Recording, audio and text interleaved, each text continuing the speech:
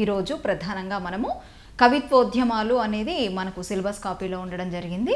ఆ కవిత్వోద్యమాలలో భాగంగా భావ కవిత్వం దాని గురించి ఈరోజు చర్చిద్దాం. భావ కవిత్వం, భావ కవిత్వానికంటే ముందు అభ్యర్థులు కొన్ని విషయాలు తెలుసుకోవాలి. ప్రధానంగా అవి ఏమిటి అంటే కాల్పనిక కవిత్వం. ఎందుకంటే భావ కవిత్వంలో ప్రధానంగా మనకి కాల్పనిక కవిత్వం అంటూ తర్వాత నవ్య కవిత్వం అని కొన్ని పదజాలాలు కనిపిస్తూ ఉంటాయి అన్నమాట. కాబట్టి అసలు ఈ భావ కవిత్వం ఎలా వచ్చింది, ఏంటి భావ కవిత్వం అనడానికి, అది అర్థం చేసుకోవడానికి ముందుగా కొన్ని విషయాలు కాల్పనిక కవిత్వం గురించి తెలుసుకుందాం. ఈ కాల్పనిక ఉద్యమము అంటే రకరకాల మనకి 1947కు ముందు వరకు కూడా బ్రిటిష్ వారి చేతిలో భారతీయులు ఉండడము, ఆ తర్వాత మళ్ళీ తెలంగాణ అయితే ప్రత్యేకంగా 1947 తర్వాత కూడా కొన్ని రోజులు నిజాం పరిపాలనలో ఉండడము, తర్వాత ఇంకా రకరకాల మార్పులు జరుగుతూ వస్తున్నాయి. సరే, అయితే ఈ అంటే మనకు ప్రతి సమాజంలో ఎప్పుడు కూడా ఏదో ఒక మార్పు అనేది జరుగుతూ ఉంది. ఈ మార్పుల ఫలితంగా సాహిత్యంలో కూడా అలాగే అన్నమాట, రకరకాల మార్పులు జరుగుతూ ఉన్నాయి. అంటే ఒకానొక దశలో సాహిత్యం వేగంగా వెళ్ళడం, వేగంగా కవులు వాళ్ళ యొక్క రచనల్ని చేయటము, ఆ తర్వాత ఒకానొక దశలో అది కొంచెం స్తబ్దంగా ఉండడం, ఇలాంటివి జరుగుతూ ఉన్నాయి. సరే, అలా మరి కాల్పనిక కవిత్వం అంటే ముఖ్యంగా ఈ కవిత్వోద్యమాలు కూడా అలాగే వచ్చినాయి అన్నమాట. అందులో భాగమే ఈ కాల్పనిక ఉద్యమం కూడా. అయితే ఇక్కడ ప్రధానంగా ఏంటి అంటే కాల్పనిక ఉద్యమం అనేది నిజానికి ఫారిన్ అంటే పాశ్చాత్య దేశాలకు సంబంధించినటువంటి కవిత్వం అన్నమాట. ఈ కాల్పనిక ఉద్యమము ఎప్పుడు అంటే ఈ పాశ్చాత్య ధోరణితో ఉన్నటువంటి పాశ్చాత్య దేశాలలో ఆవిర్భవించినటువంటి కాల్పనిక కవిత్వ ప్రభావమే భావ కవిత్వము రావడానికి కారకంగా ఉందని చెప్పాలి. అంటే భావ కవిత్వానికి ఒక పునాదిగా లేదా పర్యాయ పదంగా కూడా కాల్పనిక కవిత్వాన్ని చెప్తూ ఉంటారు అనమాట. సరే, ఇక్కడ కాల్పనిక కవిత్వంలో ప్రధానంగా ఏంటంటే మనకి ఇంగ్లీష్లో చాలామంది కవులు పరిచయమై ఉంటారు. విలియం వర్డ్స్వర్త్ అని చెప్పేసి, తర్వాత షెల్లీ, జాన్ కీట్స్, ఇట్లాంటి వాళ్ళు అనమాట. అంటే వీళ్ళు దాదాపుగా భావ కవులుగా అంటే ఇంగ్లీష్లో అంటే ఈ పాశ్చాత్య అంటే మరి ఇంగ్లీషేనా అంటే కాదు, పాశ్చాత్య దేశాలలో ప్రారంభమైనటువంటి కాల్పనిక కవిత్వము ఆ పాశ్చాత్య దేశాల్లో ప్రధానంగా జర్మనీ, ఫ్రాన్స్ అటు వెళ్ళిన తర్వాత అంటే అటు వ్యాపించిన తర్వాత నెక్స్ట్ ఎటు వచ్చింది అంటే ఇంగ్లీషు దేశాల్లో కూడా వచ్చిందనమాట. అట్లా ఆంగ్ల సాహిత్యంలోకి ప్రవేశించినటువంటి కాల్పనిక కవిత్వం అనేది ఎక్కువగా ప్రభావితం చేసింది ఎవరిని అంటే William Wordsworth, John Keats, Shelley, వీళ్ళందరూ అనమాట. ఎక్కువ రచనల్ని, ఎక్కువ విషయాలను మనకి కాల్పనిక కవిత్వంలో అందించడం జరిగింది. సరే, వీళ్ళు మనకి ఎక్కువగా అంటే వీళ్ళైనా మరి ప్రధానంగా కాల్పనిక కవులు, ఆరంభ కవులు కాల్పనిక సాహిత్యంలో అంటే కాదనే చెప్పాలి. ఎందుకంటే ఎలిజబెత్ మహారాణి అంటే బ్రిటిష్ వాళ్ళు మనల్ని పరిపాలించారనుకున్నాం. ఆ ఎలిజబెత్ మహారాణి పరిపాలించినటువంటి కాలంలోనే అంటే చాలా రకమైనటువంటి కాల్పనిక కవిత్వానికి సూటబుల్గా ఉండేటువంటి చాలా రచనలు రావటం జరిగింది అప్పుడే. అంటే చాలామంది కవులు ఆ రోజుల్లోనే ఒక ఉద్విగ్నత అంటే ఏంటి, తర్వాత ధైర్య సాహసాలు, ఆ తర్వాత వాళ్ళలో ఉండేటువంటి రకరకాల ఉద్వేగాలన్నిటినీ చూపుతూ అంటే ముఖ్యంగా ప్రకృతికి సంబంధించి కావచ్చు, ప్రణయానికి సంబంధించి కావచ్చు, రకరకాల రచనలు చేయటం జరిగిందనమాట. అలా మనకి కాల్పనిక కవిత్వం అనేది సరే ఆరంభమైంది అని అంటే ఎలిజబెత్ మహారాణి ఆ టైంలోనే ఉన్నటువంటి ఆ టైంలో స్టార్ట్ అయిందని చెప్పాలి. ఆ కాల్పనిక కవిత్వము ప్రధానంగా అంటే ఆ భావజాలము అంటే అందులో ఉన్నటువంటి ఊహాశక్తి, ఆ కవులు ప్రధానంగా చేసుకున్నటువంటి ఊహాశక్తి ఏదైతే ఉందో ఆ ఊహాత్మక శక్తి ఆధారంగా తర్వాత భావమే ప్రధానంగా రూపొందిన ఆ కవిత్వ బీజాలు భావ కవిత్వానికి ఎక్కువగా మూల కారణమైనవి అని చెప్పొచ్చు. సరే, ఇప్పుడు భావ కవిత్వానికి వస్తే ఆంగ్లంలో రొమాంటిక్ పోయిట్రీని తెలుగులో కాల్పనిక కవిత్వం అంటాం. రొమాంటిక్ పోయిట్రీని కాల్పనిక కవిత్వం అంటాం తెలుగులో. అట్లాగే ఇంకా దీనికి లిరికల్ పోయిట్రీ అంటే భావ కవిత్వము అని ఇంగ్లీష్లో చెప్తే లిరికల్ పోయిట్రీ అని కూడా చెప్తూ ఉంటారు దీన్ని, ఏంది భావ కవిత్వాన్ని. అయితే 17వ శతాబ్దంలో అనమాట కాల్పనిక ఉద్యమ ప్రభావం అంతా కూడా దాదాపుగా 17వ శతాబ్దంలో మొదలైంది. ప్రధానంగా ఈ కాల్పనిక ఉద్యమానికి పితామహుడుగా కూడా రూసోని చెప్తాం. రూసో రచన న్యూ హెలాయిన్లోని ప్రణయతత్వము, అట్లాగే సోషల్ కాంటాక్ట్ అంటాం. ఈ సోషల్ కాంటాక్ట్నే తెలుగులో అయితే సామాజిక ఒడంబడిక అంటాం. రూసో అనగానే మనకు ఫిలాసఫీలో అంటే తత్వశాస్త్రంలో బాగా పరిచయమైనటువంటి తత్వవేత్త రూసో. ప్రకృతివాదానికి తర్వాత ప్రకృతిలోకి వెళ్దాం అనేటువంటి నినాదాలను ఇచ్చినటువంటి రూసో ఆయన ఒక కవి కూడా. అయితే వారి రచన న్యూ హెలైన్లోని ప్రణయతత్వము, తర్వాత సోషల్ కాంటాక్ట్లోని మానవతావాదం అంటే కనిపిస్తుంది అనమాట. సోషల్ కాంటాక్ట్లో మానవతావాదం కనిపిస్తుంది, న్యూ హెలైన్లో ప్రణయతత్వం కనిపిస్తుంది అనమాట. ఇవి కూడా కాల్పనిక ఉద్యమం పైన ఉంటాయి అన్నమాట. సరే, కాల్పనిక ఉద్యమంలో తొలి రచనలు వర్డ్స్వర్త్, కాల్రిడ్జ్ లిరికల్ బ్యాలెట్స్ అంటాం అనమాట. అంటే భావకవిత్వానికి సంబంధించి ఇంకా మళ్ళీ లిరికల్ బ్యాలెట్స్ అని కూడా వీళ్ళు ఒక గ్రంథాన్ని ముద్రించడం జరిగింది. ఎవరు? Wordsworth, Coleridge. సరే, ఆంగ్ల కాల్పనిక విమర్శా యుగం. ఇక్కడ కొన్ని బిట్స్, ఎందుకంటే ఇవి ఎగ్జామ్లో వస్తాయా అనేది తర్వాత, కానీ మనకి ఒక టాపిక్ అర్థం కావటానికి కొన్ని అంశాలు అవసరం కాబట్టి ప్రధానంగా చూడండి. ఇక్కడ ఆంగ్ల కాల్పనిక విమర్శా యుగానికి వైతాళికుడిగా విలియం వర్డ్స్వర్త్ని చెప్తాం. ఆ తర్వాత అసలు నిరాశ, నిస్పృహ అనమాట. అంటే ఆంగ్ల రచనలు కాల్పనిక ఉద్యమంలో, కాల్పనిక సాహిత్యంలో, కాల్పనిక కవిత్వంలో చేసిన వాళ్ళందరూ కూడా నిరాశ, నిస్పృహతో కూడినటువంటి ఆంగ్ల రచనలు చేయటం ఎక్కువగా జరిగింది. ముఖ్యంగా కీట్స్ అనమాట. వారు ఏమంటారంటే సౌందర్యమే సత్యము, సత్యమే సౌందర్యం అని చెప్పినటువంటి కీట్స్ నిరాశ, నిస్పృహతో కూడినటువంటి రచనలు ఎక్కువగా చేయటం జరిగింది. ఆ తర్వాత సౌందర్యము, నైరాశ్యం ఒకే చోట ఉంటాయి అని చెప్పి అంటారు. ఎవరు? కీట్స్. తర్వాత తెలుగునాట భావకవిత్వానికి ఆద్యుడు ఎవరు అని అంటే మళ్ళీ రాయప్రోలు సుబ్బారావును చెప్పాలి. రాయప్రోలు సుబ్బారావు మనకి ఏ దేశమేగినా ఎందుకు ఆలిడినా పాటని అందించినటువంటి మహాకవి. సరే, తెలుగునాట భావకవిత్వానికి ఆద్యుడిగా రాయప్రోలు గారిని చెప్తాము. తొలి తెలుగు భావకవిత రచన అంటే కూడా వారు రాసినటువంటి, అంటే రాయప్రోలు సుబ్బారావు రాసినటువంటి లలిత్ అని చెప్తాం అనమాట. అయితే ఇక్కడ కూడా ముసలమ్మ మరణం అని కట్టమంచి రామలింగారెడ్డి రాస్తారు. అయితే యాక్చువల్గా ఏంటంటే ఆధునిక యుగం అనేది కందుకూరి వీరేశలింగం గారితో మొదలైంది, వారే ప్రవర్తకులు ఆధునిక యుగ సాహిత్యానికి అని చెప్పేసి కొందరి వాదన. అయితే తర్వాత అందులో భాగంగా కట్టమంచి రామలింగారెడ్డి గారు రాసినటువంటి ముసలమ్మ మరణం ఏదైతే ఉందో దాంతోనే నిజానికి స్టార్ట్ అయింది అని చెప్పేసి కొంతమంది అంటారు. కానీ అంటే ఈ భావకవిత్వం స్టార్ట్ అయింది, నవ్య కవిత్వం అని చెప్పేసి అంటారు అనమాట. కానీ అది కొందరు విమర్శకుల అభిప్రాయం. సరే, తర్వాత రాయప్రోలు వారి లలితే నిజమైనటువంటి భావకవిత రచన అని కూడా కొందరు ముఖ్యంగా ఇక్కడ చెప్తూ ఉంటారు. సరే, రాయప్రోలు వారు మొదట నవ్య కవిత్వం అనే పదాన్ని ప్రయోగించడం జరిగింది. భావ కవిత్వంతోనే తెలుగులో నిజంగా గేయ ప్రధాన కవిత్వం ప్రారంభమైందనమాట. అయితే ఇక్కడ ప్రధానంగా సరే కాల్పనిక ఉద్యమం లక్షణాలు ఒకసారి చూసుకొని భావకవిత్వ లక్షణాలు కూడా మనం పోల్చుకున్నప్పుడు తొందరగా మనకి రిలేషన్షిప్ కాల్పనిక ఉద్యమానికి భావకవిత్వానికి తేడా అర్థమవుతుంది, సంబంధం కూడా అర్థమవుతుంది. ఇంకోటి ఏంటంటే ఈ కాల్పనిక కవిత్వం అనగానే తర్వాత కొన్ని చోట్ల ఎక్కువగా పుస్తకాల్లో కాల్పనిక కవిత్వం, భావకవిత్వం అనగానే ఇదేంటి అదేంటి అని ఒక డైలమా లేకుండా ఉంటుందన్నమాట. అందుకోసం కాల్పనికోద్యమ కవిత్వం ప్రధాన లక్షణాలు ఒకసారి చూసుకొని ఆ తర్వాత భావకవిత్వంలో ఉన్న లక్షణాలు కూడా చూద్దాం. ఇక్కడ ప్రధానంగా కాల్పనికోద్యమ కవిత్వం ప్రధాన లక్షణాల్లో ఆత్మాశ్రయత మొట్టమొదటి లక్షణంగా చెప్తాం. ఈ ఆత్మాశ్రయత అంటే ఆత్మానుభూతి అని కూడా చెప్తూ ఉంటారు. ఇక్కడ ఏంటంటే ప్రధానంగా ఒక కవి తాను చెప్పాలనుకున్నటువంటి భావానికి ప్రధానం చేసుకొని చేయడం అనమాట ఎక్కువ కవిత్వాన్ని. అంటే తను ఏదైతే తన జీవితంలో సంఘటనల్ని ఎదుర్కొంటారో ఆ చిన్న సంఘటనైనా కావచ్చు, ఆ చిన్న సంఘటనని ప్రధానంగా చేసుకొని వారు కవిత్వాన్ని రాయటం జరుగుతుంది.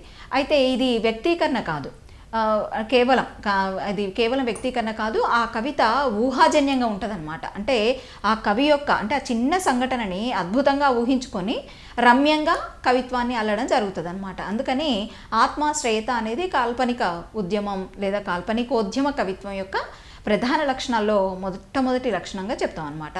అంటే కవి భావానికి చాలా ప్రధానం ఇస్తూనే ఊహాజన్యంగా రాస్తాడనమాట కవితని. అట్లా తర్వాత భౌతికాతీత ప్రియత్వం.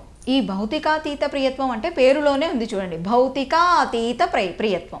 భౌతికాతీత అంటే భౌతికానికి అతీతంగా, భౌతికానికి అంటే బాహ్యంగా మనకి ఏమైతే కనిపిస్తున్నాయో బాహ్య ప్రపంచంలో ఆ అంశాలు అనమాట. ఇక్కడ బాహ్య ప్రపంచంలో కనిపిస్తారా అప్సరసలు మనకి కష్టం, మాయలు తంత్రాలు ఇవి మనం చూడగలమా, ఇవి అనమాట. అంటే భౌతిక అంశానికి సంబంధించి కాకుండా అతీతంగా ఉన్నటువంటి అంశాలు అప్సరసలు, మాయలు, తంత్రాలు ఇట్లాంటి ఏవైతే మార్మిక విషయాలు ఉన్నాయో వాటిని కూడా చెప్తూ కవిత్వాన్ని రాస్తారనమాట. అది భౌతికాతీత ప్రియత్వంలో ఉంటుంది. తర్వాత విషాదం. ఇక కవికి తనకు కలిగినటువంటి విషాదం కానీ తను చూస్తూ ఉన్నటువంటి సమాజంలో వేదనాపూరిత సన్నివేశాలు ఏవైతే ఉన్నాయో వాటన్నిటినీ కూడా తమ కవిత్వంలో చూపించడం జరిగింది భావకవులు, కాల్పనిక కవులు కూడా. అట్లాగే ప్రకృతి ప్రీతి. చాలా అసలు భావకవికి నిజంగా ప్రకృతి అద్భుతమైన వస్తువు కవిత్వం రాయటానికి. అంటే వాళ్ళకు చాలా ప్రకృతికి వాళ్ళు తన్మయత్వాన్ని చెంది అద్భుతమైనటువంటి ఊహాశక్తిని ఉపయోగించి చక్కటి కవిత్వాన్ని భావకవులు అందించడం జరిగిందనమాట. తర్వాత మానవతావాదం. మానవతావాదం అంటే మళ్ళీ ఇది సామాజిక దృక్పథంతో కూడా రచనలు, అంటే మనకి రకరకాల కవిత్వాలు వస్తాయి. భావకవిత్వంలో సంఘ సంస్కరణ కవిత్వం అని, దేశభక్తి అని, ఇట్లా చాలా ఉన్నాయి కవిత్వాలు. అయితే అందులో ప్రధానంగా సామాజిక కోణంతో చూసినప్పుడు మనకి మానవతావాదంతో చేసినటువంటి భావ రచనలు, భావ కవిత్వానికి సంబంధించిన రచనలు కూడా కనిపిస్తాయి అన్నమాట. అట్లాగే ఆడంబర నిరసనం అంటే ఇవన్నీ లక్షణాలు. ఇప్పుడు ఆత్మాశ్రయత కానివ్వండి, భౌతికాతీత ప్రియత్వం కానివ్వండి, విషాదం కానివ్వండి, ప్రకృతి ప్రీతి కానివ్వండి, మానవతావాదం, అలాగే ఆడంబర నిరసనం, ఇవన్నీ కూడా ఏంటి, కాల్పనిక కవిత్వం యొక్క లక్షణాలు. ఆడంబర నిరసనం, ఆడంబర నిరసనం అంటే చాలా వరకు మనకి కొన్ని ప్రాచీన గ్రంథాలు చూస్తే పదజాలం అంతా చాలా ఆడంబరంగా ఉంటుంది అసలు. కానీ ఇక్కడ భావకవిత్వానికి వస్తే అంత ఆడంబరత మనకి కనిపించదు. అసలు చాలా సరళంగా, అంటే సామాన్యమైనటువంటి జనం ఏదైతే మాట్లాడుతున్నారో అటువంటి వ్యావహారిక భాషలో చక్కగా కవిత్వాన్ని రాయటం జరిగింది. ఇవన్నీ కూడా కాల్పనికోద్యమ లక్షణాలుగా, కవిత్వం యొక్క లక్షణాలుగా చెప్తాం. ఆ తర్వాత భావ కవిత్వము అసలు ఎట్లా ఈ పదం మనకి వచ్చింది అంటే అసలు ఎవరు ప్రయోగించారు ఈ పదాన్ని అని చూస్తే కురుగంటి సీతారామయ్య. కురుగంటి సీతారామయ్య గారు నవ్యాంధ్ర సాహిత్య వీధులు అనేటువంటి ఒక గ్రంథంలో గిడుగు సీతాపతి గారి మాటలలో భావకవిత్వం అనే మాటను తొలుత గాడిచెర్ల హరి సర్వోత్తమరావు గారు అన్నారని వారు రాస్తారనమాట. ఇక్కడ నవ్యాంధ్ర సాహిత్య వీధులు అనే దాంట్లో ఈ మాట అంటే ఫస్ట్ భావకవిత్వం అనే మాటని గాడిచెర్ల హరి సర్వోత్తమరావు గారు అన్నారని వారు రాసిరు. ఆ తర్వాత భావకవిత్వం అనే పదాన్ని చాలామంది కవులు రకరకాలుగా వాడిరు. అంటే ఫస్టే మనకి భావకవిత్వం అని పేరు పెట్టలే, అంతకుముందు రకరకాలుగా దాన్ని పిలవడం జరిగింది. వాళ్ళు భావగీతం అన్నారు, ఇంకొకరు అభినవ కవిత అన్నారు, నవ్య కవిత్వం అన్నారు, నవ్య సాహిత్యం అన్నారు, ఇట్లా రకరకాలుగా. సరే, ప్రధానంగా మనం కొంతమంది అసలు ఏమన్నారో ప్రధానమైనటువంటి కవుల గురించి చూస్తే ఇక్కడ రాయప్రోలు గారు ప్రధానంగా ఏమన్నారంటే భావగీతం అన్నారట. తర్వాత అభినవ కవిత, నవ్య కవిత్వం, ఈ పదాలు వాడింది ఎవరు అని కనుక పరీక్షలో ఒకవేళ ఇస్తే రాయప్రోలు. మ్యాక్సిమం అట్లాగా అడగకపోవచ్చు, కానీ భావకవిత్వం అనే పదాన్ని ప్రయోగించిన వారు మొదట ఎవరు అంటే గాడిచెర్ల హరి సర్వోత్తమరావుని గుర్తుపెట్టుకోండి. ఇక మామూలుగా ఇవి చూసుకోండి ఒకసారి, అసలు ఎవరు ఏమన్నారు అనేది ఒకసారి చూసుకోండి. కృష్ణశాస్త్రి కాల్పనిక కవిత్వం అనడం, భావగీతం అనే పదాలు కూడా వాడడం జరిగింది. అట్లాగే విశ్వనాథ గారు గిరికుమారుని ప్రేమ గీతాలు, దాంట్లో ఆ కావ్యంలో వారు అంటారనమాట భావగీతములు అని. భావగీతములు అంటే భావకవిత్వాన్ని వాళ్ళు భావగీతములు అని చెప్పి అనడం జరిగింది. ఆ తర్వాత దువ్వూరి రామిరెడ్డి గారు భావగీతాలు అనే పదం వాడతారు.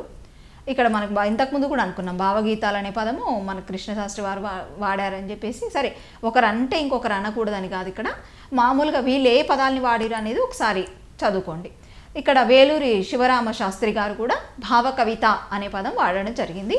ఆ తర్వాత డాక్టర్ సినారే అంటాం కదా, తమ పరిశోధనా గ్రంథము అంటే సినారే గారి పరిశోధనా గ్రంథము ఆధునికాంధ్ర కవిత్వము సంప్రదాయాలు ప్రయోగాలు, అందులో నవ్య కవిత్వం అనడమే సముచితం అని చెప్పి వారు పేర్కొనడం జరిగిందనమాట. ఆ తర్వాత తెలుగు సాహిత్యంలో అసలు ఆధునిక యుగము నిజంగా చెప్పాలి అంటే 19వ శతాబ్దిలోనే ప్రారంభమైందని చెప్తాము. అయితే ఇక్కడ స్వతహాగా సంస్కర్త ప్రయోగశీలి అయినటువంటి కందుకూరి యుగ ప్రవర్తకుడుగా చెప్తాం. ఇందాక అన్నట్లుగానే నిజానికి ఆధునిక యుగం ఎవరితో మొదలైంది అంటే కందుకూరితో. అంటే చాలా రచనలు, చాలా వాటికి వారు ఆద్యులుగా ఉన్నారు కాబట్టి అలా చెప్తూ ఉంటారు. సరే, ఆధునిక తెలుగు సాహిత్యానికి రాయప్రోలు, గురజాడ ఇద్దరు కూడా, అంటే ఇక్కడేమో ఆ 19వ శతాబ్దంలో అసలు ఆధునిక యుగంలో ప్రవర్తకుడిగా కందుకూరిని చెప్తూ, ఆధునిక తెలుగు సాహిత్యానికి మళ్ళీ రాయప్రోలు, గురజాడ ఇద్దరు కూడా ఆద్యులని చెప్తూ ఉంటారు. సరే, ఇక్కడ ప్రధానంగా ఏంటంటే కొన్ని చూద్దాం మనము. ఆధునిక సాహిత్యంలో వేగుచుక్క అని ఎవరిని అంటారు అంటే ఇందాక అనుకున్నట్టే కట్టమంచి రామలింగారెడ్డి గారు ప్రధానంగా ఆధునిక సాహిత్యంలో వేగుచుక్కతో పోల్చడం జరిగింది వారిని. వారు అందించినటువంటి గ్రంథం ముసలమ్మ మరణం అద్భుతంగా రాయటం జరిగింది. అయితే వీరే కొంతమంది ఆద్యులు అని చెప్పేసి, అంటే ఇక రకరకాల విమర్శకులు కొంతమందిని ఆద్యులుగా పేర్కొనడం జరిగింది. సరే, ఇట్లాంటి కొంచెం అంశాలు ఒకసారి చదువుకోండి అంతే.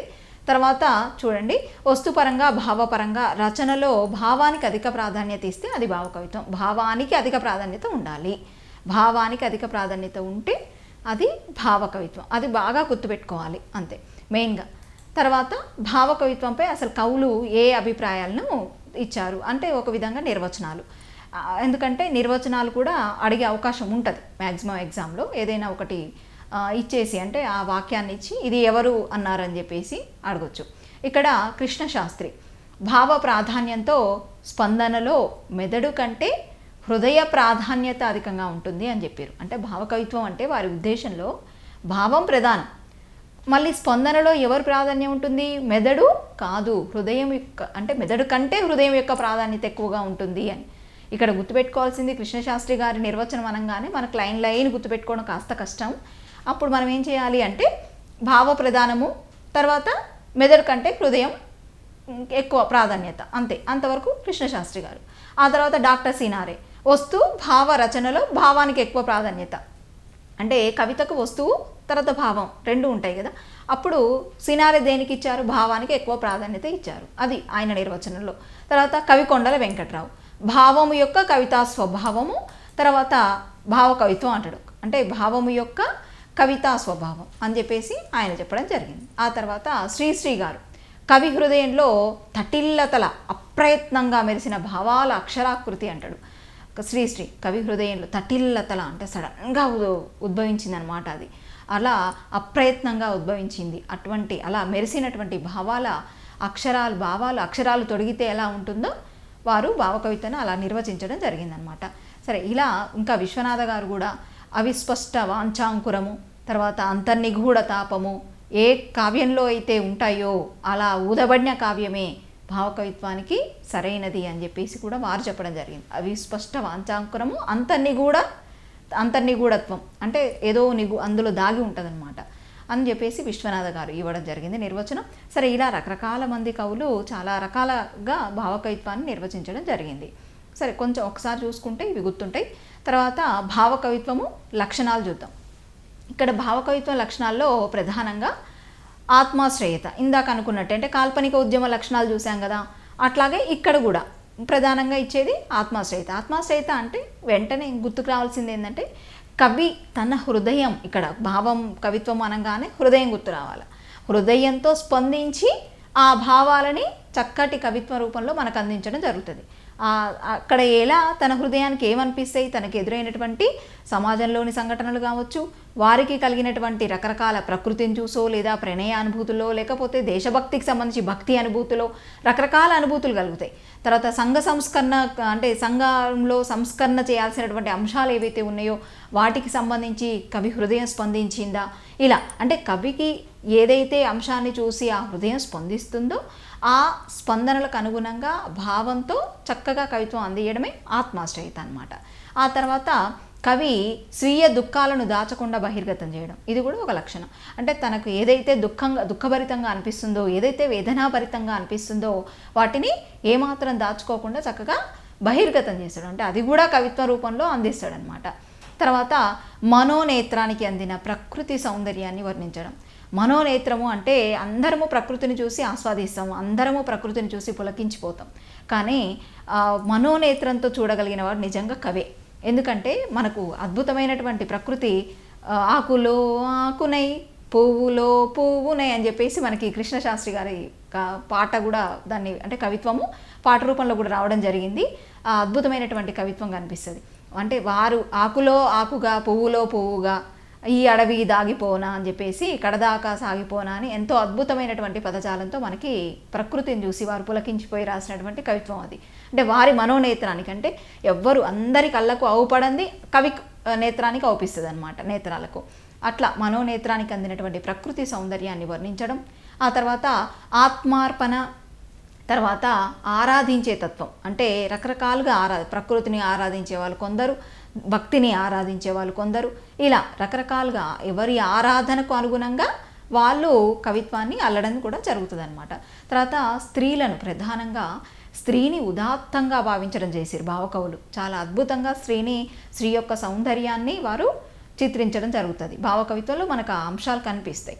తర్వాత బాహ్య సౌందర్యం కంటే కూడా ఆత్మ సౌందర్యము, తర్వాత గుణ సౌందర్యం అంటే ఇవి ప్రధానమైనవి అని చెప్పేసి. అంటే ఇక్కడ మనం స్త్రీ అనగానే ఇప్పుడు సౌందర్యం అన్నాం. అంటే ఆ సౌందర్యం కేవలం శారీరక లేదా భౌతిక సౌందర్యం కాదు, ఆత్మ సౌందర్యం కావచ్చు, గుణ సౌందర్యం కూడా, వాటిని అభివర్ణిస్తూ కూడా కవిత్వాన్ని అల్లడం జరిగిందనమాట. ఆ తర్వాత దుఃఖంలో కూడా అలౌకిక ఆనందం, అంటే దుఃఖంలో కూడా వాళ్ళ ఆనందాన్ని పొంది ఆ దుఃఖాన్ని ఆ ఆనందంతో కలిపి కవిత్వాన్ని చేయడం జరిగింది. అంతేకాకుండా మానవతావాదం అన్నప్పుడు మళ్ళీ మనం సామాజిక దృష్టితో చూడాలి. ఇక్కడ కవులు సమాజంలో వాళ్ళకి ఏవైతే అంశాలు అనిపించినాయో, మానవులకు సంబంధించి రకరకాల విలువలు ఉన్నాయి మనకి, ఆయా రకాల విలువలకు సంబంధించి మానవతావాదంలో వారు కవిత్వం చెప్పడం జరిగింది. తర్వాత భావనా లాలిత్యంలో మనకి రకరకాల భావనలు, అంటే ఒక్కొక్క కవిని తీసుకుంటే వారి శైలి, వారి కోణము భావకవిత్వంలో ఒక్కో రకంగా ఉంటుంది. అలా వారి యొక్క భావనలకు అనుగుణంగా వచ్చింది భావనా లాలిత్యం. శైలి సౌకుమార్యం, ఇక శైలి అంటే చాలా చాలా ముఖ్యమైనది, చాలా సులభమైనటువంటి శైలి అని చెప్పాలి. భావకవిత్వాన్ని చాలా సరళంగా ప్రతి ఒక్కరూ కూడా అసలు ఆ కవిత్వాన్ని చదివే విధంగా, తర్వాత ఆ కవిత్వము ఏమంటారు అందరి మనుషుల్లో, అందరి నాలుకల్లో కూడా చక్కగా ఇమిడిపోయే విధంగా వారి శైలి, భావకవుల శైలి ఉండడం జరిగింది. ఇవన్నీ కూడా భావకవిత్వం యొక్క లక్షణాలుగా చెప్తాం. తర్వాత 1909లో రాయప్రోలు సుబ్బారావు గారు లలిత అనే కావ్యం రాసిరు. అదే దాదాపుగా భావకవిత్వంలో ముఖ్యమైనది అని కూడా మనం అనుకున్నాం.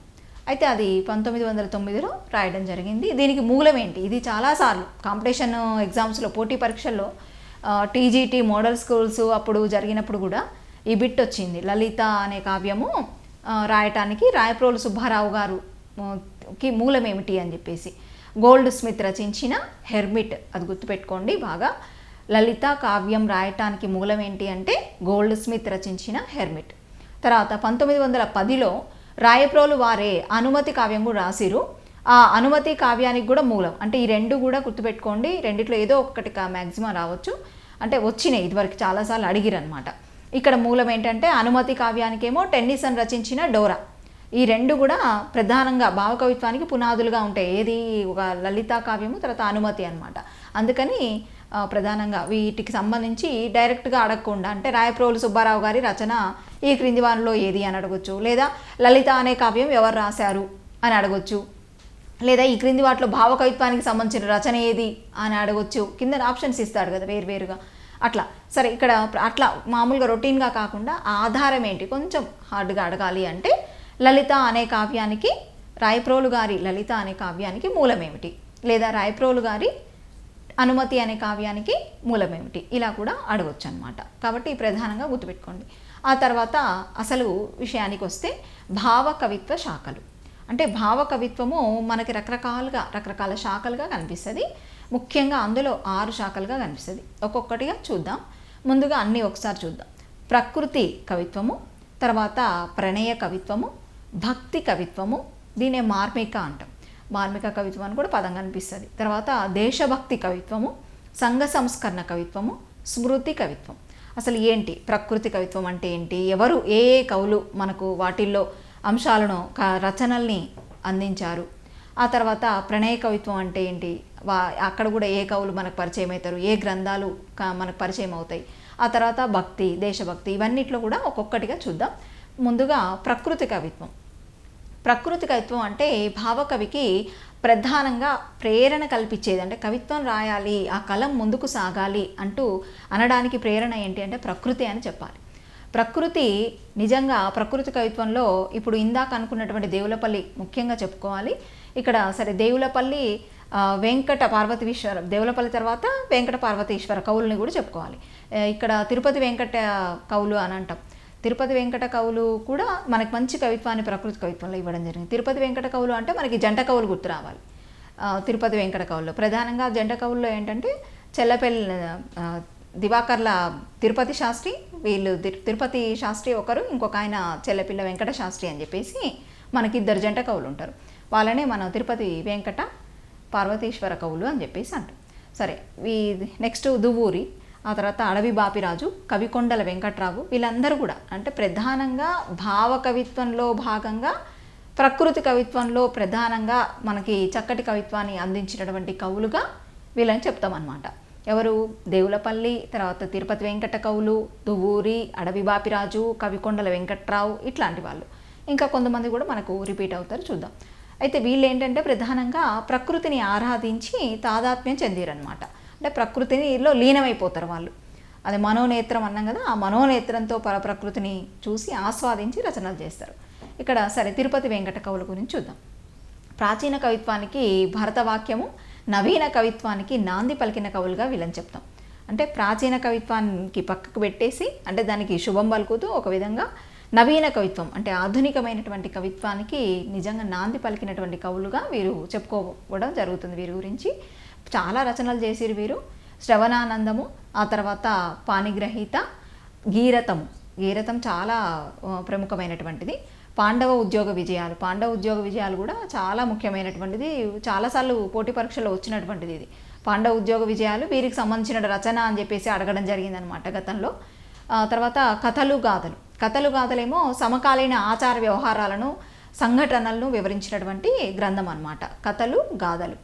ఇవన్నీ కూడా అంటే తిరుపతి వెంకట కవులు భావకవుల్లో ప్రధానంగా చెప్పుకున్నాం కాబట్టి వీరి రచనలు ఒకసారి చూసాం. ఆ తర్వాత కృష్ణశాస్త్రి గారు చూస్తే భావకవిత్వానికి ఏకైక ప్రతినిధిగా వీరికి ఆంధ్ర శైలి అని కూడా అంటాం. ఆంధ్ర శైలి అంటే మనము కాల్పనిక కవిత్వం నుంచి భావకవిత్వం మొదలైంది, లేదా భావకవిత్వానికి దాదాపుగా పునాదులు బీజాలు అక్కడి నుంచే పడ్డాయని అనుకున్నాం కదా. అయితే ఇక్కడ ప్రధానంగా ఆ కాల్పనిక కవులు ఎవరైతే ఉన్నారో కీట్స్, షెల్లీ, వర్డ్స్వర్త్ వీళ్ళు కదా, అట్లా కృష్ణశాస్త్రిని షెల్లీగా అంటే ఆంగ్ల కాల్పనిక కవి షెల్లీతో ముడిపెట్టి ఆంధ్ర శైలిగా వీరిని పిలవడం జరుగుతుంది. భావ కవిత్వానికి ఏకైక ప్రతినిధిగా వీరిని చెప్తాం. వీరు ఇచ్చినటువంటి ముఖ్యమైన భావ కవితలు వించెడి దివ్య భాగ్యై, ఓయి సంధ్యా సమీరణ ఒకటి, ఏల ప్రేమింతు ఇలాంటివి అన్నమాట. ఇక కృష్ణశాస్త్రి అంటే మనకి కొన్ని కొటేషన్స్ గుర్తుపెట్టుకోవాలి. ప్రధానంగా ఆకులో ఆకునే, అది మనకు ఒక మేఘ సందేశం అనేటువంటి సినిమాలో కూడా పాటగా దాన్ని రూపొందించడం జరిగింది. ఆ ఆకులో ఆకునే అదొకటి. ఆ తర్వాత దిగిరాను దిగిరాను దివి నుండి భూమికి, తర్వాత ఉగాదులు లేవు ఉషస్సులు లేవు, నవ్విపోదురుగాక నాకేటి సిగ్గు.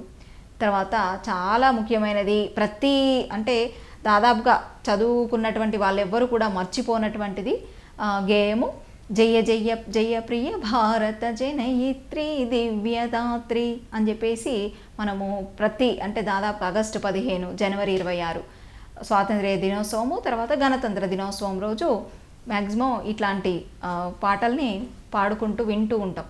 అయితే ఈ పాటల్ని అందించింది ఎవరు అనంటే కృష్ణశాస్త్రి గారు. కవిత్వ రూపంలో చక్కటి భావ కవితల్ని మనకు వారు అందించడం జరిగిందనమాట.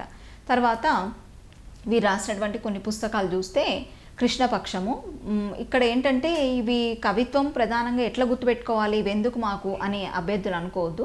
ఒకవేళ అక్కడ ఎలా అడుగుతాడంటే ఒక లైన్ ఇస్తాడు, కొటేషన్ ఇస్తాడు, నవ్విపోదురుగాక నాకేటి సిగ్గు అని ప్రకటించిన కవి ఎవరు అన్నప్పుడు మనకి కృష్ణశాస్త్రి గుర్తు రావాలి.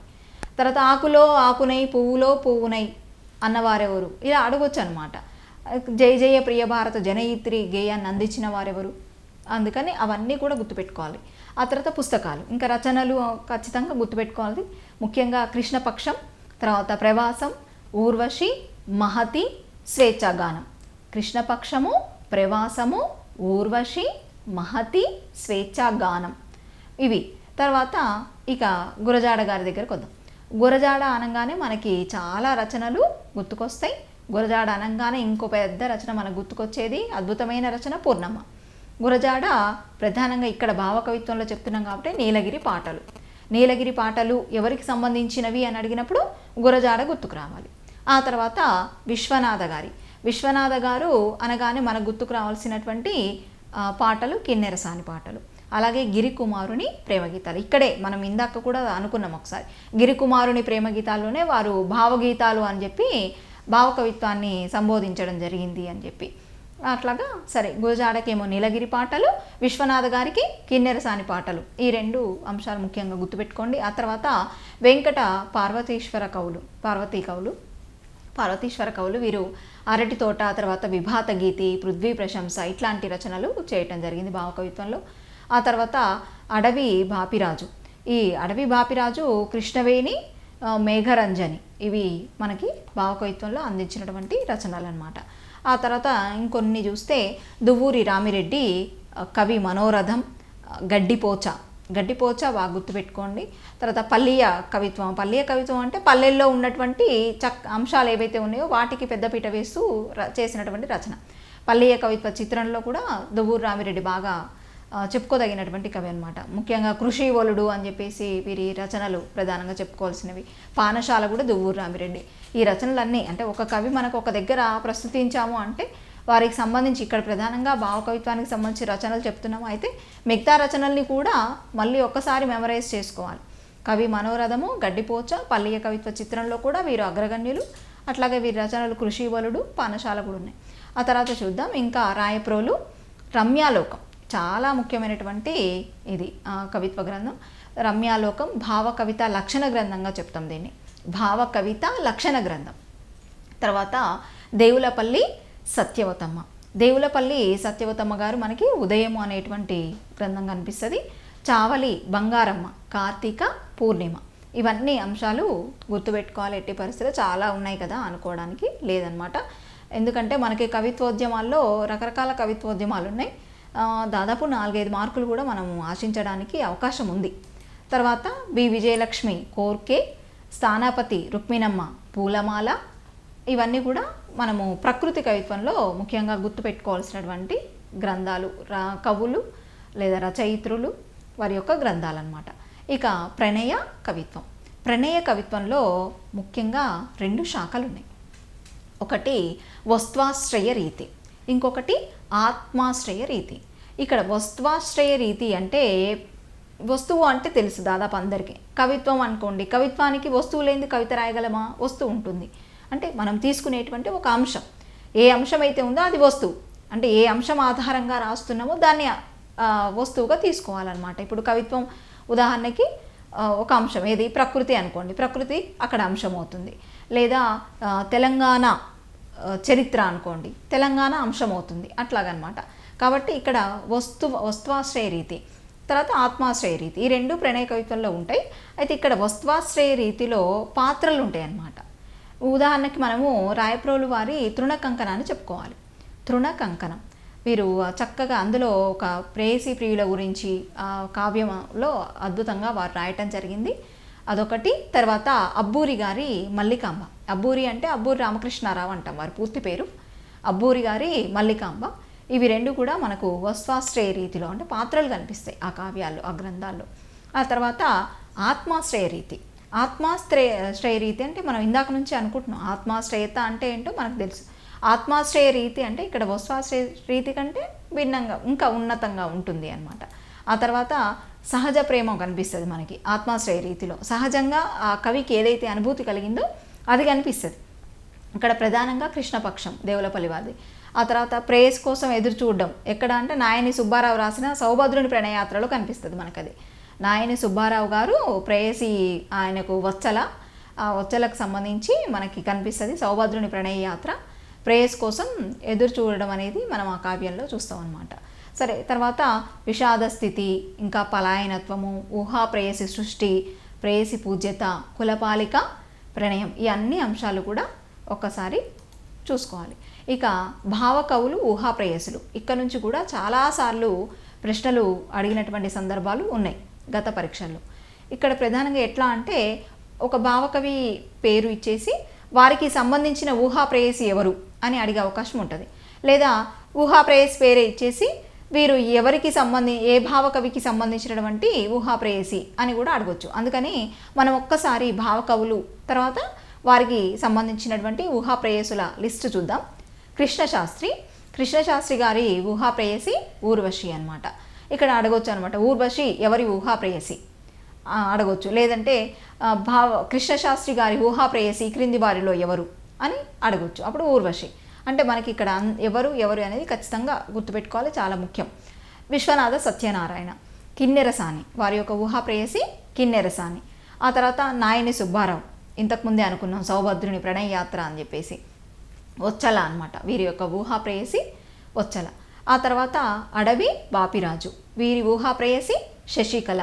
నండూరి సుబ్బారావు ఎంకి, వీరికి ఇది బాగా గుర్తుపెట్టుకోవచ్చు. ఎంకి పాటలు అని చాలా వరకు నండూరి ఎంకి అని జనబాహుల్యంలో విస్తృతమైపోయింది ఆ పేరు, కాబట్టి ఈజీగా గుర్తుంటుంది. ఒక్కసారి చూసుకోండి. కృష్ణశాస్త్రి ఊర్వశి, విశ్వనాథ సత్యనారాయణ కిన్నెరసాని, నాయని సుబ్బారావు వత్సల, అడవి బాపిరాజు శశికళ, నండూరి సుబ్బారావు ఎంకి. ఇంకా కొంతమందిని కూడా చూద్దాం. మల్లవరపు విశ్వేశ్వరరావు కళ్యాణ కింకిని, కొనికల్ల వెంకటరత్నం కోడలు పిల్ల, తల్లా ఒజ్జల శివశంకర శాస్త్రి అప్రాప్త మనోహరి, వీరి ఊహా ప్రేయసి అప్రాప్త మనోహరి. దాశరథి గారు, ఇక్కడ ప్రధానంగా దాశరథి గుర్తుపెట్టుకోండి. దాశరథి ఊహా ప్రేయసి మంజీరా. మంజీరా అనగానే మనకి హైదరాబాద్లో ప్రవహించే నది గుర్తుకొస్తుంది. హైదరాబాద్కు అందేటువంటి నీళ్లు మంజీరా నీళ్లు. మంజీరా అట్లా గుర్తుపెట్టుకోండి. దాశరథి మంజీరా. మంజీరా ఒకంటే ఇక్కడ ప్రధానంగా నది, నీరు అన్నం. అంటే నీరేంటి, ఇక్కడ నది. మంజీరా నదికి సంబంధించి నీరు. అయితే ఇక్కడ నదిని అంటే ఒక నదికి సంబంధించి కూడా ఊహా ప్రేయసిని చేసుకుంటారా కవులు అంటే చేసుకుంటారు. ఇక్కడ అలా చేసుకోవడాన్ని మానుష ధర్మ ఆరోపణం అంటారు. దాశరథి యొక్క ఊహా ప్రేయసి మంజీరా. ఇలా నదులను ఊహా ప్రేయసిగా చేసుకోవటాన్ని మానుష ధర్మ ఆరోపణం అంటారు అనమాట. ఈ ఊహా ప్రేయసులు ఈ భావకవుల గురించి ఒకసారి చూసుకోండి. ఆ తర్వాత ఇంకో కొంచెం ఇక్కడ ఏంటంటే నాయికలు కూడా గుర్తుపెట్టుకోవాల్సిన అవసరం ఉంది. అంటే ఎక్కువగా వాళ్ళకి సంబంధించి ఈ నాయిక ఎవరికి సంబంధించిన వారు అంటే పూర్ణమ్మ అనగానే గురజాడ, ఇట్లా లేకపోతే జానకి అనగానే రాజేశ్వరి, ఇట్లా గుర్తుకు రావాలన్నమాట. అంటే ఏ నాయిక ఏ కవికి సంబంధించింది అని చెప్పేసి ఇక్కడ చూద్దాం ఒకసారి. గురజాడ అనగానే పుత్తడి బొమ్మ పూర్ణమ్మ అంటూ మనకు గుర్తుకొస్తుంది పూర్ణమ్మ. ఆ తర్వాత ముఖ్యంగా పూర్ణమ్మ అంటే కన్యక కూడా ఉంది కానీ పూర్ణమ్మకి ఎక్కువ ప్రయారిటీ. తర్వాత ఓలేటి నిత్య కళ్యాణమ్మ ఆ రచయిత్రికి సంబంధించి మనకి కాంత. అట్లాగే శ్రీమతి రాజేశ్వరి గారికి సంబంధించి జానకి. అంటే వీళ్ళు ప్రధానంగా నాయికలు వీళ్ళ గ్రంథాల్లో కావ్యాల్లో ఉన్నటువంటి. ఆ తర్వాత దువ్వూరి గారు నలజారమ్మ. దువ్వూరి అంటే దువ్వూరి రామిరెడ్డి గారు. తర్వాత కాటూరి పింగళి అంటే వీళ్ళిద్దరు కూడా జంట కవులు అనమాట. కాటూరి లక్ష్మీకాంతం, తర్వాత పింగళి వెంకటేశ్వర్లు అని చెప్పేసి వీరిద్దరు జంట కవులు. ఇక్కడ కూడా లక్ష్మీ వెంకటేశ్వర్లు అట్లా గుర్తుపెట్టుకోండి. కాటూరి పింగళి ఆ జంట కవుల పేర్లు పూర్తి పేర్లు కూడా గుర్తుపెట్టుకోండి. కాటూరి లక్ష్మీకాంతం, తర్వాత పింగళి వెంకటేశ్వర్లు. సౌందరనందం అని చెప్పి వీళ్ళు రాయటం జరిగింది. అందులో ప్రధానంగా మనకి నాయిక సుందరి అన్నమాట. ఆ తర్వాత వెంకట పార్వతీశ్వర కవులు. వీరు జలధమాలికలోనేమో అన్నపూర్ణ వీరు ప్రధానంగా చెప్పినటువంటి నాయిక. తర్వాత భిక్షువులోనేమో నర్మదని చెప్తారు. రెండో గుర్తుపెట్టుకోవాల్సిందే. జలధమాలికలో అన్నపూర్ణ, భిక్షువులో నర్మద. వెంకట పార్వతీశ్వర కవులకు సంబంధించి. ఆ తర్వాత రొమాంటిసిజం ఈ ప్రభావం ఏంటి అంటే తెలుగులో ప్రధానంగా ఇద్దరు కవులపై ఎక్కువగా కనబడిందని చెప్తూ ఉంటాం ఈ రొమాంటిజం గురించి. ఒకరేమో కృష్ణశాస్త్రి, ఇంకొకరేమో దేవరకొండ బాలగంగాధర్ తిలక్. అంటే వీరిద్దరి పైన ఎక్కువగా ఉంది ఈ ప్రభావం అని చెప్పి అంటారు. ఇక్కడ భావకవులు ప్రధానంగా ప్రేయసిని ప్రణయ దేవతగా భావిస్తారు. అంటే ప్రేయసి ప్రణయ దేవత. ఇక్కడ ఏంటంటే వాళ్ళు చూడండి, రాయప్రోలు వారు తృణకంకణంలో చక్కగా అంటే ప్రేయసి ప్రియులకు సంబంధించినటువంటి కావ్యం అది. తర్వాత తెలుగు కవిత్వంలో కూడా ఈ కవిత్వంతో అంటే ఈ కావ్యంతో తృణకంకణంతో నూతన శకం ఆరంభమైందని చెప్పి అంటారు అనమాట. రాయప్రోలు వారి తృణకంకణంతో తెలుగు కవిత్వంలో నూతన శకం ఆరంభమైంది అని చెప్పి అంటాము.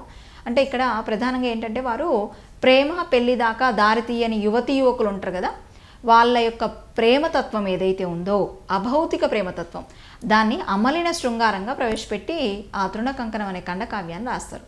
ఇక్కడ ప్రేమ పెళ్లి దాకా అంటే పెళ్లి దాకా వెళ్ళరు, ప్రేమతో ఆగిపోయేటువంటి యువతీ యువకులు ఎవరైతే ఉన్నారో వారి యొక్క అభౌతిక ప్రేమతత్వం అంటే దాన్ని ఎలా అంటారంటే వారు అమలిన శృంగారం. అమలిన అంటే మలినము లేని అని, మలినము లేని శృంగారం అనేది కొత్త పదం. అమలిన శృంగారం ఎవరు ప్రవేశపెట్టారు అని అంటే మనకి రాయప్రోలు తృణకంకణం అనే ఖండకావ్యంలో గుర్తుపెట్టుకోవాలి, చాలా ముఖ్యమైనటువంటిది. అమలిన శృంగారం ఎవరికి సంబంధించింది? రాయప్రోలు సుబ్బారావు. అమలిన శృంగారం ప్రవేశపెట్టి ఖండకావ్యం వారు రాయటం జరిగింది. ఆ తర్వాత మనకి భావ కవిత్వంలో మరొక కవిత్వం భక్తి కవిత్వం. ఈ భక్తి కవిత్వంలో ముఖ్యంగా వెంకట పార్వతీశ్వర కవులను చెప్పుకోవాలి. వెంకట పార్వతీశ్వర కవులు పరమేశ్వరుని గురించి ఆలపించినటువంటి మధుర గీతికా సంపుటి ఏకాంత సేవ, విచార లహరి. ఏకాంత సేవ కూడా కొన్నిసార్లు వచ్చిన ఉంది అంటే పోటీ పరీక్షల్లో. ఏకాంత సేవ అనే గ్రంథం ఎవరికి సంబంధించింది? వెంకట పార్వతీశ్వర కవులు. ఏకాంత సేవ, విచార లహరి గుర్తుపెట్టుకోండి. ఆ తర్వాత విశ్వనాథ సత్యనారాయణ శృంగార వీధి, తర్వాత కృష్ణ సంగీతము, కృష్ణశాస్త్రి, అన్వేషణ ఇట్లాంటివన్నీ కూడా వీరు కృష్ణుల్ని చేసుకొని వస్తువులుగా ఆ రీతిలో అంటే వస్త్వాశ్రయ రీతిలో మధుర భక్తితో రాయటం జరిగింది విశ్వనాథ వారు. తర్వాత దువ్వూరి రామిరెడ్డి అనగానే మనకి మృత్యువు, పిచ్చి బికారి ఈ కవితలు బాగా గుర్తు రావాలి. ఇవి తాత్విక చింతనతో ఉంటాయి అన్నమాట. తాత్విక చింతనలో వీరు అగ్రగణ్యులు. తాత్విక రచన అంటే చక్కగా విశ్లేషిస్తారు ఇక్కడ తాత్వికంగా ఏది ఒప్పు, ఏది తప్పు, ఏది ఎలా ఉండాలి అని చెప్పేసి ఆ రకంగా ఆ రచనలు కొనసాగుతూ ఉంటాయి. మృత్యువు, పిచ్చి బికారి. వీరి పానశాల కూడా చాలా ముఖ్యమైనటువంటి గ్రంథం. ఇందాకే అనుకున్నాం కృషివలుడు కూడా. ఆ తర్వాత మధిర తత్వంతో రాసిన ఇతర కవులు కూడా కొంతమంది ఉన్నారు. అంటే వాళ్ళ యొక్క మదిని బేస్ చేసుకొని ఆ తత్వంతో రాసినటువంటి కవులు అనమాట. ఇక్కడ రాయప్రోలు గారు మధు కలశము, ఆ తర్వాత మాధవపెద్ది బుచ్చి, సుందర్రామ శాస్త్రి, ఉమర్ ఖయ్యాం, దేవులపల్లి అతిథిశాల, ఇంకా దేవులపల్లికి సంబంధించే వీరి హఫీజ్ కావ్యం ఉంటుంది. హఫీజ్ కావ్యం పారశీక సూఫీ తత్వంతో ఉంటుందండి. మనకి సూఫీ కవులు ఉన్నారు కొంతమంది. మనకు భక్తి ఉద్యమం కూడా ఉంది. దాదాపుగా సోషల్లో చరిత్రలో వస్తుంది మనకి సూఫీ కవులు అని చెప్పేసి. తర్వాత భక్తి ఉద్యమంలో భాగంగా వస్తారు మనకి చాలామంది. ఆ సూఫీ తత్వము మనకి ఇక్కడ హఫీజ్ అనే కావ్యంలో కనిపిస్తుంది. ఇక్కడ ప్రధానంగా మధురతత్వంతో రాసిన కవులు అన్నప్పుడు రాయప్రోలు మధు కలశాన్ని, మాధవపెద్ది పుచ్చి, సుందర్రామ శాస్త్రి వారిని ఒకరిని గుర్తుపెట్టుకోవాలి. ఆ తర్వాత ఉమర్ ఖయ్యాం కూడా. దేవులపల్లిదేమో అతిథిశాలలో మనకు బాగా మధురతత్వం కనిపిస్తుంది. అట్లాగే హఫీజ్ కావ్యంలో కూడా సూఫీ తత్వం కనిపిస్తుంది. ఇంకా నెక్స్ట్ ఈ భావ కవిత్వంలో మరొక కవిత్వం ఏంటి అంటే దేశభక్తి కవిత్వం. ఈ దేశభక్తి కవిత్వంలో ప్రధానంగా ఏంటంటే దేశభక్తి కవిత్వం కూడా అంటే మనకు జాతీయోద్యమం జరిగింది. ఇప్పుడు 1947కు ముందు వరకు కూడా మనం బ్రిటిష్ వారి చేతిలో ఉన్నాం. అంటే వారి కింద ఒక రకమైనటువంటి బానిస జీవితాన్ని గడిపినటువంటి పరిస్థితులు. అయితే దేశభక్తి కవిత్వాన్ని అంటే ఆ జాతీయోద్యమ ప్రభావం ఎవరిపైన అయితే ఉందో ఆ రోజుల్లో ఉన్నటువంటి కవులు ఆ రకమైనటువంటి అంటే దేశభక్తి కవిత్వాన్ని మనకి చక్కగా అందియడం జరిగిందనమాట. ఆ జాతీయోద్యమ ప్రభావం మనకి ఈ దేశభక్తి కవిత్వంలో కనిపిస్తుంది. ముఖ్యంగా గురజాడ గారు దేశమును ప్రేమించుమన్నా, మంచి అన్నది పెంచుమన్నా, ఒట్టి మాటలు కట్టి పెట్టోయ్, గట్టి మేల్తల పెట్టవోయ్ అని చెప్పి అద్భుతమైనటువంటి దేశభక్తి గేయాన్ని అందించడం జరిగింది. తర్వాత రాయప్రోలు గారు జన్మభూమిలో సూర్యుని వెలుతురులు సోకనందాక అని చెప్పి వారిది. ఇంకా ఓడలు జెండాలు ఆడునందాక అని చెప్పి వారి చాలా చక్కగా రాయటం జరిగింది. ఇంకా అద్భుతమైనటువంటి పాట ఏ దేశమేగినా ఎందు కాలిడినా, పొగడరా నీ తల్లి భూమి భారతిని, నిలపరా నీ జాతి నిండు గౌరవం అంటూ సాగిన వారి పాటలు. తర్వాత చావలేదు చావలేదు ఆంధ్ర జన మహోజ్వల చరిత్ర అంటారు రాయప్రోలు. ఇవన్నీ కూడా ఇంకా ఇంకా అద్భుతమైనది. అంటే ఇప్పుడు పాఠ్యాంశాల్లో కూడా ముఖ్యంగా ఉంది కాబట్టి స్త్రీలు పొంగిన జీవగడ్డ మనకి 7వ తరగతిలో ఉంటుంది చూడండి ఒకసారి. స్త్రీలు పొంగిన జీవగడ్డ అనేటువంటి గేయము అది ఎవరు రాశారు అన్నప్పుడు రాయప్రోలు సుబ్బారావు గుర్తుకు రావాలి. తమ్ముడా అనే గేయం అని అంటూ ఉంటాం దాన్ని. తమ్ముడా అనే గేయంలో స్త్రీలు పొంగిన జీవగడ్డై పాలు పారిన భాగ్యసీమై వరలినది భరత ఖండము అని చెప్పేసి సాగుతుంది ఆ గేయం. అద్భుతమైనటువంటి గేయాలను అంటే దేశభక్తి కవిత్వంలో భాగంగా భావకవులు ఈ రకమైనటువంటి కవిత్వాన్ని మనకు అందించడం జరిగింది.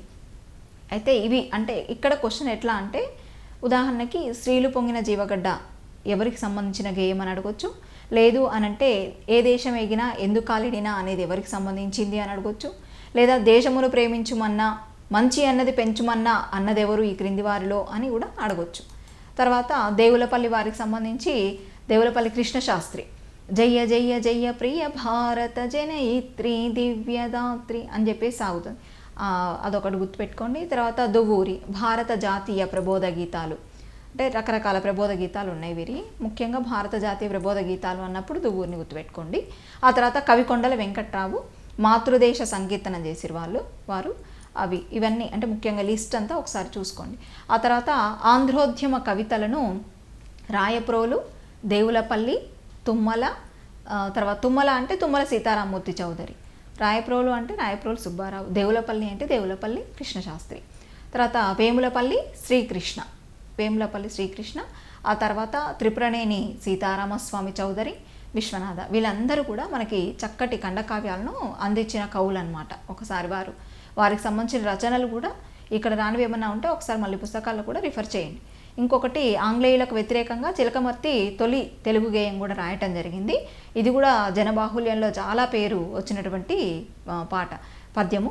భరతఖండంబు చక్కని పాడియావు హిందువులు లేగదూడలై పిచుకుచుండ గడసరి గొల్లవారను తెల్లవారు అని చెప్పేసి చక్కగా పద్యాన్ని రాయటం జరిగింది. చిలకమర్తి లక్ష్మీ నరసింహం ఆంగ్లేయులకు వ్యతిరేకంగా రాసినటువంటి తొలి తెలుగు గేయంగా చెప్తాం దాన్ని. భరతఖండంబు చక్కని పాడియావు, అది గుర్తుపెట్టుకోండి, భరతఖండంబు చక్కని పాడియావు అని చెప్పేసి. ఆ తర్వాత బసవరాజు కూడా ఈ గతంలో పోటీ పరీక్షల్లో వీరి గురించి వచ్చినాయి. అంటే ఒక పాఠం ప్రధానంగా కొల్లాయి గట్టితేనేమి అని చెప్పేసి అన్నవారెవరు అని అడగడం జరిగింది. కొల్లాయి గట్టితేనేమి మా గాంధీ కోమటయి పుట్టితేనేమి అన్నవారెవరు అంటే బసవరాజు. కాబట్టి కొల్లాయి గట్టితేనేమి అని గుర్తుపెట్టుకున్నా సరిపోతుంది. ఆ తర్వాత మామిడి చెట్టును అల్లుకున్నది మాధవీలత, కోయిలా కోయిలా కూయబోకే గుండెను అని చెప్పేసి సాగుతుంది. ఆ తర్వాత నల్లవాడే గొల్ల పిల్లవాడే. ఆ తర్వాత కాపురం వచ్చిన కన్నెపాపాయి, ఇది అడిగారండి చాలాసార్లు. కాపురం వచ్చిన కన్నెపాపాయి అనేది ఆ కవిత్వం ఎవరికి సంబంధించింది అంటే బసవరాజు అప్పారావు. కాపురం వచ్చిన కన్నెపాపాయి, గుత్తొంకాయ కూరోయి బావ, ఇదొకటి. ఇవి ముఖ్యంగా ప్రధానంగా కొల్లాయి గట్టితేనేమి, కాపురం వచ్చిన కన్నెపాపాయి, గుత్తొంకాయ కూర, ఇవి ఎక్కువసార్లు రిపీట్ అయిన బిట్స్ ఇవి. తర్వాత ఇదివరకు వచ్చినాయి రావాలని లేదు, కానీ వీటిని కొంచెం ఎక్కువ స్ట్రెస్ చేసి చదువుకుంటూ మిగతాయి కూడా ఒకసారి చూడండి. ఇక్కడ ఒక్కసారి బసవరాజు అప్పారావు కొల్లాయి గట్టితేనేమి ఒకటి, మామిడి చెట్టును అల్లుకున్నది మాధవీలత ఇంకొకటి, కోయిలా కోయిలా కూయబోకే అని చెప్పేసి ఇంకోటి, నల్లవాడే గొల్ల పిల్లవాడే అది, కాపురం వచ్చిన కన్నెపాపాయి, ఆ తర్వాత గుత్తొంకాయ కూరోయి బావ, ఆ తర్వాత సంఘ సంస్కరణ కవిత్వం. ఈ సంఘ సంస్కరణ కవిత్వంలో ప్రధానంగా అంటే ఇప్పుడు మనం చాలా కవిత్వాలు చూసినాం. ప్రకృతి కవిత్వం చూసాం, ప్రణయ కవిత్వం చూసినాం, భక్తి కవిత్వం చూసినాం, ఆ తర్వాత దేశభక్తి కవిత్వం చూసినాం. ఇప్పుడు సంఘ సంస్కరణ కవిత్వం. ఇక్కడ చూస్తే భావ కవిత్వంలో సాంఘిక దురాచారాలను నిరసించే ఖండకావ్యాలు, గేయాలు, కవితలు ఇవన్నీ కూడా సంఘ సంస్కరణ కవిత్వం కింద చెప్తాం అన్నమాట. అంటే సాంఘిక దురాచారాలు చాలా ఉన్నాయి సమాజంలో. ఏమున్నాయి? ఉదాహరణకి బాల్య వివాహాలు కావచ్చు, తర్వాత సతీ సహగమనాలు కావచ్చు, ఆ తర్వాత వరకట్న దురాచారాలు, ఇలాంటి ఎన్నో. ఈ దురాచారాలన్నింటినీ కూడా నిరసించే విధంగా మనకి ఖండకావ్యాలు ఎన్నో వచ్చినాయి అన్నమాట. వీటన్నిటినీ కూడా భావకవిత్వంలో భాగంగా, సంఘ సంస్కరణ కవిత్వంలో భాగంగా చూసుకోవాలి ఒకసారి. ఇక్కడ ప్రధానంగా అనేక ఖండకావ్యాలు వచ్చినాయి, గేయాలు వచ్చినాయి, తర్వాత కవితలు కూడా వెలువడ్డాయి. ఇక సంఘ సంస్కరణ ఉద్యమ ప్రభావంతో మనకి ప్రధానంగా రచనలు చేసిన సాహితీవేత్త ఎవరు అనంటే కందుకూరి వీరేశలింగం గారిని చెప్తాము. ఇక్కడ ఈ కందుకూరి వీరేశలింగం గారినే మనము మొట్టమొదటి రాజశేఖర చరిత్ర అనే ఒక నవలను అందించినటువంటి వారిగా కూడా గతంలో చదివినాము. సరే, సంఘ సంస్కరణ ఉద్యమంలో మొదటి దశ కందుకూరి అయితే రెండో దశను గురజాడ అని చెప్పి, గురజాడ రాయప్రోలు ఇద్దరు కూడా అనుసరించారని అంటాం. అంటే సంఘ సంస్కరణ ఉద్యమంలో ఫస్ట్ కందుకూరి, ఆ తర్వాత గురజాడ రాయప్రోలు వారిని అనుసరించారు, రెండో దశలో ఉన్నారు అని చెప్పేసి చెప్తూ ఉంటారు. ఆ తర్వాత సంస్కరణలో భాగంగానే రాయప్రోలు అమలిన శృంగార భావన ప్రతిపాదించారు. అంటే సంఘ సంస్కరణలో భాగంగా అమలిన శృంగారం అంటే మలినం లేని శృంగారం అనుకున్నాం ఇందాక. తృణకంకణంలో వారు ఆ ఖండకావ్యంలో మనకి అందజేసినటువంటి భావన, అది సంఘ సంస్కరణలో భాగంగా వాళ్ళు అంటే రాయప్రోలు గారు అందించినటువంటిగా చెప్తాం. ఆ తర్వాత గురజాడ కన్యాశుల్కానికి వ్యతిరేకంగా పూర్ణమ్మ, తర్వాత అంటే కన్యాశుల్కం అంటే ఇక్కడ ఏంటి, పూర్ణమ్మని మనకు పూర్ణమ్మ స్టోరీ దాదాపు చిన్నతనంలోనే పాఠాల్లో ఉండడం జరిగింది. పుత్తడి బొమ్మ పూర్ణమ్మ అంటూ చక్కగా గేయమే ఉండేది మనకి. అక్కడేంటి, ఒక వృద్ధునికి పూర్ణమ్మని కట్టబెట్టడం అంటే వివాహం చేయడం పూర్ణమ్మకి, తత్ఫలితంగా ఉన్నటువంటి సన్నివేశాలు, సంఘటనలు అన్నీ కూడా మనకి కన్యాశుల్కంలో చూపించడం జరిగింది గురజాడ గారు. అట్లాగే అధికార మదాన్ని ఎదిరించే, అధికార మదము అంటే ఇక్కడ ఒక రాజు తన యొక్క శక్తిని చూపించబోవడం ఒక స్త్రీ మీద, ముఖ్యంగా కన్యక పైన. ఇక్కడ ఆ కన్యక ఎలా మరి ఆ మదాన్ని అణచడం జరిగింది, ఎలా ఎదిరించింది ఆ రాజుని అని చెప్పేసి మనకి ఆ కన్యక గేయంలో కనిపిస్తుంది. ఇక్కడ గురజాడకు సంబంధించి ప్రధానంగా గుర్తుపెట్టుకోవాల్సినవి కన్యాశుల్కానికి వ్యతిరేకంగా పూర్ణమ్మ, అధికార మదాన్ని ఎదిరించే కన్యక, అట్లాగే హరిజనోద్ధరణ కోసం లవణరాజు కళ వారు రాసినవి అన్నమాట. ఇవన్నీ కూడా హరిజనోద్ధరణ అంటే హరిజనులు అనే చెప్పుకోబడుతున్నటువంటి దళితులు ఎవరైతే ఉన్నారో వాళ్ళ కోసం వారు లవణరాజు కళ అనే ఖండకావ్యం కూడా రాయడం జరిగింది. ఆ తర్వాత రాయప్రోలు అనగానే మనకి వరకట్న దురాచారాన్ని నిరసిస్తూ స్నేహలతాదేవి అని రాస్తారనమాట రాయప్రోలు. ఇవన్నీ కూడా అంటే ఇప్పుడు ఎందులో భాగంగా చెప్తున్నాం, ఇవన్నీ సంఘ సంస్కరణ కవిత్వంలో భాగంగా చెప్తున్నాం. సంఘ సంస్కరణ కవిత్వంలో భాగంగా ఈ అంశాలన్నిటినీ కూడా అంటే సంఘ సంస్కరణలో భాగంగా రచనలు చేసిన కవులు, ఆయా రచనలు, దాంట్లో కొంచెం ముఖ్యమైనటువంటి అంశాలు చూస్తున్నాం. ఇక్కడ రాయప్రోలు అనగానే వరకట్న దురాచారాన్ని నిరసిస్తూ స్నేహలతాదేవిని అనే ఖండకావ్యం రాసిరు. ఇక్కడ స్నేహలతాదేవి ఒక ఉదాహరణ క్వశ్చను, స్నేహలతాదేవి అనే ఖండకావ్యము ఏ అంశాన్ని నిరసిస్తూ వచ్చినటువంటిది అని అడిగినప్పుడు వరకట్న దురాచారం ఇట్లా గుర్తుపెట్టుకోవాలన్నమాట. అంటే ఆ ఒక అంశాన్ని రాయప్రోలు గారు వరకట్న దురాచారము నిరసిస్తూ చేసిన రచన స్నేహలతాదేవి, ఇది గుర్తుపెట్టుకోండి. ఆ తర్వాత స్మృతి కవిత్వం. ఆప్తుల మరణం. స్మృతి అంటే ఎవరిని స్మృతిస్తాం? దాదాపుగా ఎవరైతే మరణించారో వారిని అంటే తలుచుకుంటూ చేసినటువంటి కవిత్వ రచనలు ఏవైతే ఉన్నాయో దాన్ని స్మృతి కవిత్వంగా చెప్తాం. ఆప్తుల మరణం ప్రధానంగా, దానివల్ల కలిగినటువంటి వేదన, ఆ వేదన భరితంగా ఆ వేదనని చూపిస్తూ రాసినటువంటి కవిత్వమే స్మృతి కవిత్వం. దాన్ని ఇంగ్లీష్లో ఏమంటామంటే ఎలిజీలు అంటాం. ఇక్కడ ప్రధానంగా ఉదాత్త వ్యక్తులు అంటే జాతీయ నేతలను కానీ లేకపోతే వారికి కుటుంబ సభ్యుల్ని కూడా కొంతమంది స్మృతిస్తూ రాసినటువంటి సందర్భాలు కూడా ఉన్నాయి. ఇక్కడ ప్రధానంగా ఉదాత్తమైనటువంటి వ్యక్తులు అంటే చాలా గొప్ప వ్యక్తులు సమాజంలో ఎవరైతే ఉన్నారో, తర్వాత జాతీయ నేతలు ఎవరైతే ఉన్నారో వాళ్ళను స్తుతిస్తూ సన్నుతిస్తూ రాసినటువంటి భావ కవిత్వమే సంస్తుతి. దీన్నే స్మృతి కవిత్వంగా చెప్తాం. శకం నుండి శ్లోకం ఉద్భవిస్తుంది అని ఎలిజీ కావ్యాల్లో కనబడుతుంది అనమాట. శకం నుండి శ్లోకం ఉద్భవిస్తుంది అనేది ఎలిజీ కావ్యాల్లో మనకి కనిపిస్తుంది. ఎలిజీలు అని వేటినంటారు అంటే స్మృతి కవిత్వాన్ని. స్మృతి కవిత్వాన్ని ఈ క్రింది వానిలో ఎలా పిలుస్తారు అన్నప్పుడు ఎలిజీ. ఎలిజీ అనగా అంటే ఆప్తుల మరణం వలన కలిగిన వేదనతో రాసినటువంటి భావ కవిత్వం. ఇవి గుర్తుండాలి. ఆ తర్వాత స్మృతి కవిత్వంలో ప్రధానంగా మనకు వచ్చినటువంటి రచనలు నాయని సుబ్బారావు, ఇందాక కూడా వచ్చిరు వాళ్ళు మనకి సౌభద్రుని ప్రణయయాత్ర అని చెప్పుకున్నాం, వారికి సంబంధించింది. ఆ తర్వాత ఏది ప్రణయ కవిత్వంలో భాగంగా, ఆ తర్వాత వచ్చల అని చెప్పేసి వారి ఊహా ప్రేయస్ని కూడా మనం అనుకున్నాం.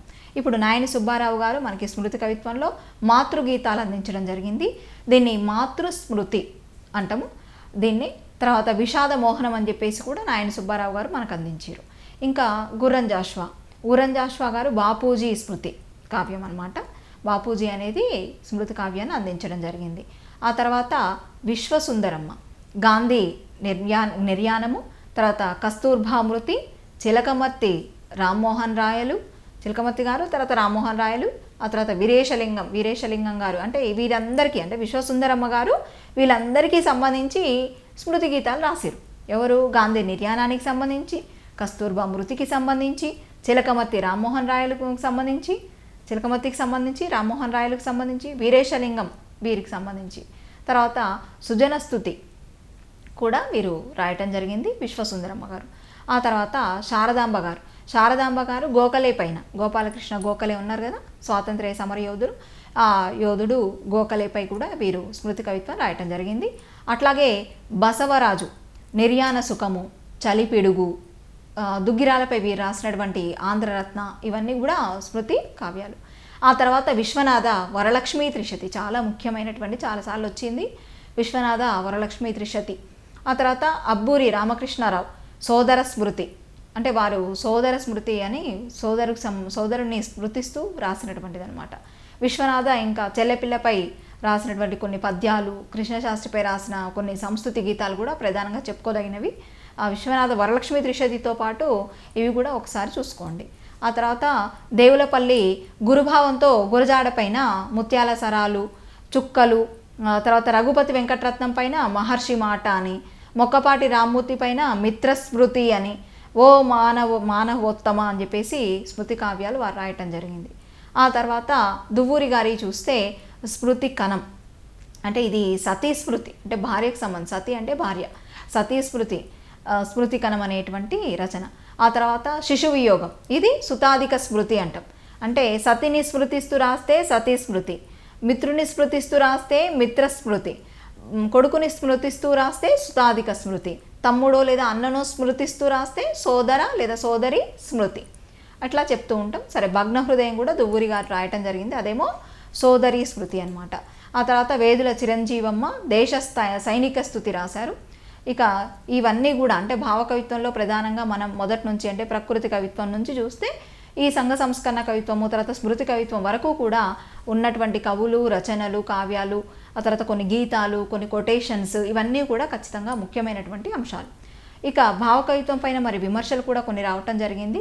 అంటే కావ్యత్వ సిద్ధి లేదు అని చెప్పేసి, కొన్ని అనావశ్యక పదాలు అంటే ముఖ్యమైనవి కాకుండా ఉన్నటువంటి పదాలే ఎక్కువగా ఉంటున్నాయి అని, ఆత్మాశ్రయంతో కవి తనకు తాను కథానాయకుడిగా రాసుకోవడం ఇది సంకుచితత్వం కదా అని చెప్పేసి, ఆ తర్వాత అభావ కవిత్వం ఇది, ఇంకా దీన్ని పులుముడు కవిత్వం అని కూడా కొంతమంది వెక్కిరించడం జరిగింది. ఆ తర్వాత కాశీభట్ల బ్రహ్మయ్య శాస్త్రి అసలు భావ కవిత్వం అనటమే అసలు అసంగతము, కవిత్వంలో భావం అంతర్గతంగా ఉంటుంది, ఇది ప్రాచీన కాలం నుండి ఉంది అని చెప్పేసి వారు విమర్శించడం జరిగింది. ఆ తర్వాత అక్కిరాజు ఉమాకాంతం గారు, అంటే విమర్శా గ్రంథాలు కూడా వీరి అడగడం జరిగింది గతంలో కాబట్టి ఇవి చూసుకోవాలి. అక్కిరాజు ఉమాకాంతము వాన్మయ పరిశిష్టి భాష్యం అని చెప్పేసి, తర్వాత నేటి కాలపు కవిత్వంలో భావ కవిత్వాన్ని ముఖ్యంగా విమర్శించడం జరిగింది. ఆ నేటి కాలపు కవిత్వం అనేది ఎవరికి సంబంధించింది అంటే అక్కిరాజు ఉమాకాంతం అనే విషయం గుర్తుపెట్టుకోవాలి. ఆ తర్వాత అక్కిరాజు ఉమాకాంతం విమర్శకు ఎక్కువగా గురైంది ఏంటి అంటే రచన కృష్ణపక్షం, ఇంకా ఏకాంత సేవ మనం తిరుపతి వెంకట కవులు అనుకున్నాం వారిది, కావ్య సుమావళి, తర్వాత వనకుమారి, తొలకరి, ఎంకిపాటలు, ఇవన్నీ కూడా దాదాపుగా అంటే అక్కిరాజు ఉమాకాంతం గారు భావ కవిత్వంని విమర్శిస్తూ ఈ కావ్యాలను ప్రధానంగా విమర్శిస్తూ రచన చేయడం జరిగింది. ఆ తర్వాత నేటి కాలపు కవిత్వం అనేది గ్రంథాలయాల్లో బూజు పట్టిపోతుంది, కృష్ణశాస్త్రి కవిత్వం ఏమో భావ కవిత్వానికి పరాకాష్ఠగా మిగిలిపోతుంది అని చెప్పేసి శ్రీశ్రీ విమర్శించడం జరిగింది. ఆ తర్వాత అనంత పంతుల లింగస్వామి దాదాపు ఎంఏ పరీక్షల్లో, పీజీ పరీక్షల్లో, ఎంట్రన్స్ ఎగ్జామ్స్లో ఎక్కువగా అడిగినటువంటి సందర్భం చూసాం. అనంత పంతుల లింగస్వామి కావ్య రూపంలో విమర్శించడం జరిగింది భావకవిత్వాన్ని. వీరు తమ కావ్యానికి శుక్లపక్షం అని పేరు పెట్టడంలోనే కృష్ణపక్ష విమర్శ అని మనకు తెలుస్తుంది. సరే, ఇంకా కొన్ని ముఖ్యమైనటువంటి రచనలు మనం చూద్దాం.